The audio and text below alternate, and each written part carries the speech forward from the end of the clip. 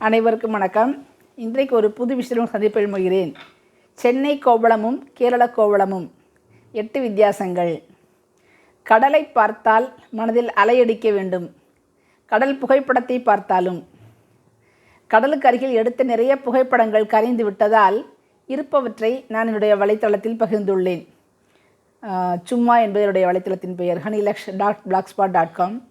கேரளா சென்றிருந்த போது திருவனந்தபுரத்தில் இருந்த நண்பர் கொச்சுவேலி பீச்சுக்கும் கோவளம் பீச்சுக்கும் அழைத்து சென்றார். இரண்டுக்கும் பேர் ஒன்றானாலும் குறைந்தது 6 வித்தியாசங்கள் இருக்கலாம். இரு கடற்கரைகளும், அதாவது நம்முடைய சென்னை கோவளத்திலும் கேரள கோவளத்திலும் என்ன வித்தியாசங்கள்னு பார்க்கலாம். 2 கடற்கரைகளும் சிறு பாறைகள் காணப்படுகின்றன.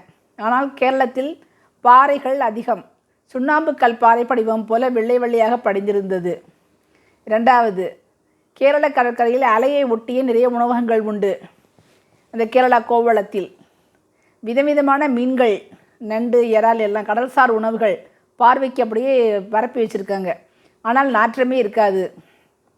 இங்கேயோ சென்னையில் மீன் வறுவல் கடைகள் உண்டு. ஆனால் பீச் முழுவதும் கவிச்சி வாடை ஆளை துரத்தும். 3வதாக ஒரு மாதிரி அரைவட்டம் போன்ற இது. நம்மூர் பீச்சு சீரான பீச். ஆனால் கேரள கோவளம் வளைந்து நெளிந்து நிறைய ரகசியங்கள் கொண்டது. அங்கே வாட்டர் கேம்ஸ் எல்லாம் கூட விளையாண்டுட்ருப்பாங்க. 4வது மணல் மற்றும் பாறைகள் மேல் பச்சை கொடிகள், செடிகள் வளர்ந்து நிற்கும் கேரளாவில். ஆனால் இங்கே செடியும் கொடியும் பீச்சில் இருக்கவே இருக்காது. வெறும் மணல் தான் இருக்கும் நம்மூர் பீச்சில், சென்னை கோவளத்தில். 5 வெளிநாட்டுக்காரங்களை கவர அங்கே பீச் தண்ணீருடன் கோப்பை தண்ணீரும் உண்டு.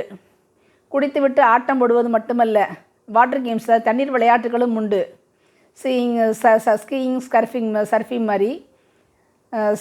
ஸ்கீயிங் மாதிரி. இங்கே நாமோ பெட்ஷீட் விரித்தமர்ந்து சுண்டல் கொண்டு சென்றோ வாங்கியோ சாப்பிடுவோம். இது 6வது வித்தியாசம். அங்கே அவர்களுக்கு சுண்டல் என்றால் என்னவென்றே தெரியாது. இப்படி தான் இந்த பீச்சில் போய் நாங்கள் கொஞ்சம் நேரம் இருந்து நல்லா ஜாலியாக என்ஜாய் பண்ணோம். ஆனால் அங்கே எதையுமே ஒரு வாங்க விடலை. ஏன்னா அங்கே எல்லாம் காஸ்ட்லியாக இருக்கும் வெளிநாட்டுக்காரங்களுக்காகன்னு சொல்லிட்டு. அப்புறம் ஒரு ஹோட்டல் சோளாவில் சாப்பிட்டோம். கடற்கரையிலும் கழிவுகளை கொட்டியும் ஆடு மாடுகளை கட்டியும் மேய்ப்போம் நாம். அங்கே அது இல்லை. நம்முடைய காவல் தெய்வங்கள் கடற்கரையும் காவல் காக்கிறார்கள். அங்கே கோயிலெல்லாம் கிடையாது. அது ஒரு கேளிக்கை மற்றும் வியாபார ஸ்தலம் மட்டுமே. போகிற வழியெல்லாம் துணி அது இதுன்னு நல்லா ஃபேன்சி ஐட்டம் பூரா விற்றுட்டு இருந்தாங்க. என்ன இருந்தாலும் சுண்டல் இல்லாத பீச் ஒரு பீச்சா?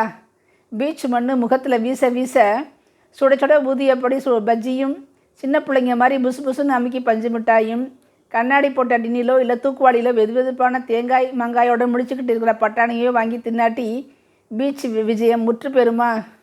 நன்றி.